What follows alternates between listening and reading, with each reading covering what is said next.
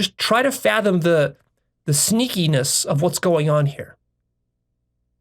If there actually is something profoundly true that exists outside of rationality, notice that you will not be able to see it, precisely because you're committed to maintaining this walled garden that you've built, that you call rationality.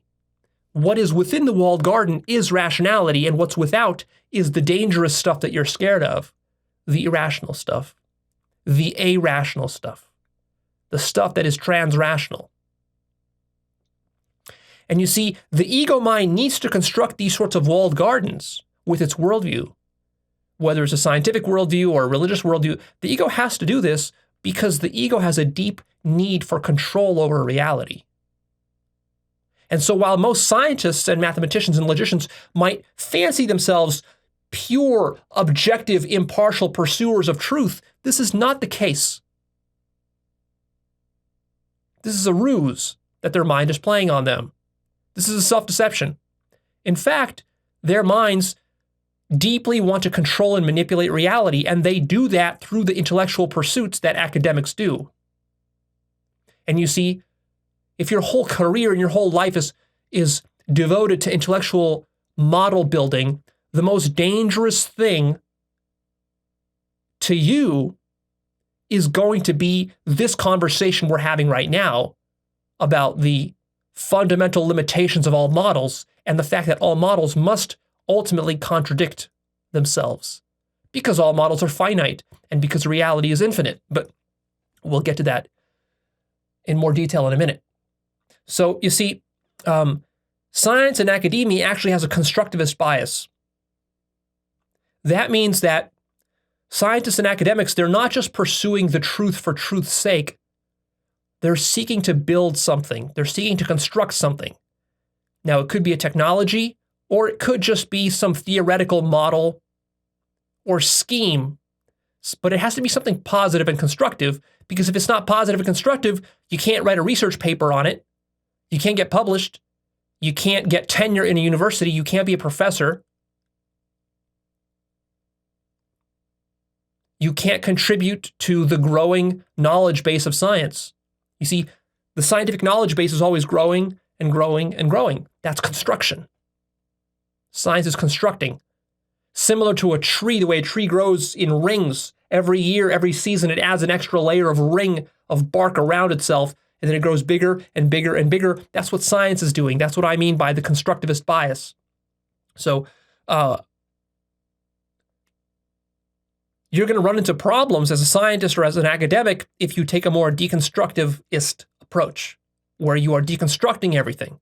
Because the problem is that people will tell you, well, why are you deconstructing everything? What's the use in that? That's not useful. Since it's not useful, we can't teach it. Since we can't teach it, then we can't charge money, thousands of dollars for students to come to our university. And we can't get grants either from the government, because the government is not going to give grants for deconstruction of reality. It only gives grants for the construction of reality. Businesses will not fund you as a scientist or a researcher if you're deconstructing stuff, because businesses all are in the business of constructing stuff, not deconstructing stuff. See?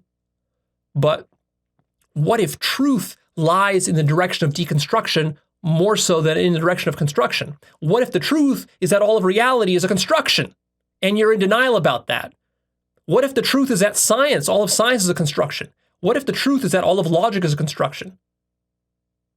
What if the truth is that all of mathematics is a construction?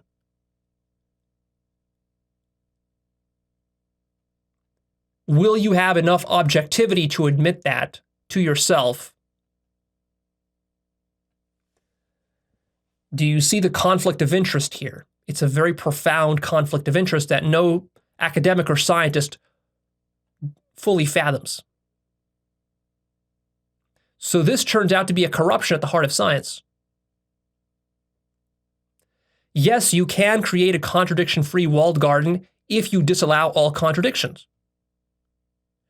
But the deeper question is, does this actually reflect reality? Is this how reality is, or is this something you've constructed, some simplification that you've imagined of reality, simply because you can't deal with the larger reality? You see, if the mind is so small that it can only deal with this much reality, when in fact, this much reality exists, but your mind can only deal with this much of it. You see, notice the following trick that the mind can play on itself, is the mind can define reality according to its own self, such that reality coincides with the limits of the mind, and then reality just appears to be your own mind, all that your mind can understand. This is how much of reality you see, and you don't see anything beyond that. And therefore, from your point of view, you're so ignorant, you don't even understand what you're ignorant of. You don't see what you're missing. And therefore, you can act arrogant and you can act as though you're about to figure everything out, when in fact, you're nowhere close to figuring everything out. And this is precisely the situation that modern science and philosophy even and academia find themselves in this trap. Because you see, as soon as your mind is pushed outside of its comfort zone, outside of its own narrow self-definitions, you're pushed to explore some new domain of reality that you haven't yet explained to yourself, that your own model and paradigm cannot account for. You see, there's an interesting dilemma that you have. Either you can be very open-minded and intellectually honest, and you can go forth and be fearless and explore those new domains, but then those new domains will contradict your old definition of what reality was. And so that means you're going to have to expand. First of all, you have to admit that you were wrong, which most minds don't want to do, especially most intellectual minds, because to an intellectual person, admitting their own intellectual errors is one of the deepest fears they have, and it's the last thing they want to do. The last thing a scientist or an academic wants to do is admit a profound, egregious error in their understanding of reality. That's the worst thing that could happen to a scientist, because it undermines his entire reputation. Now, sure, most scientists and academics are happy to admit of little mistakes. And in fact, this is a further game that they're playing, is they'll say, "Oh, Leo, we admit our mistakes all the time. What are you talking about, man? I admit when I'm wrong." You admit when you're wrong about shallow, easy things. What I'm talking about is admitting that you're profoundly wrong about the entire pursuit of your intellectual career. That's a much deeper level of error than you're willing to admit to yourself and even to me. And so you're in denial about this.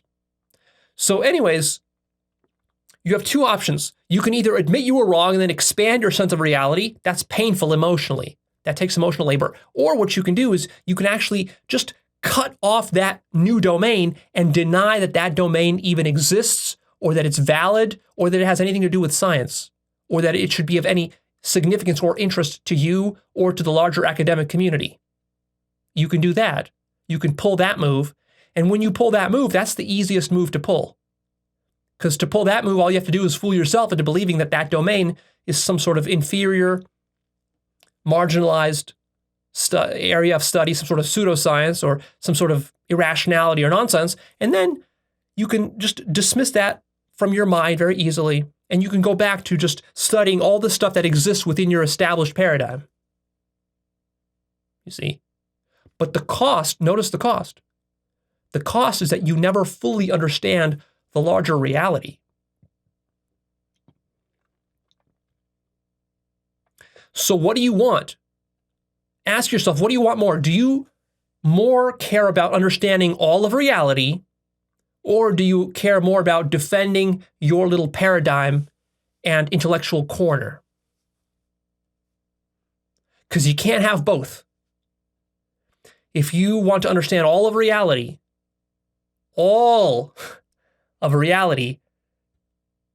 actually the only way you're going to be able to do that is by completely deconstructing all of your paradigms, all of your assumptions, all of your attachments, all of your pet theories, all of your models. They're all going to have to go. And that's unacceptable to most scientists and academics and logicians and mathematicians and skeptics and rationalists.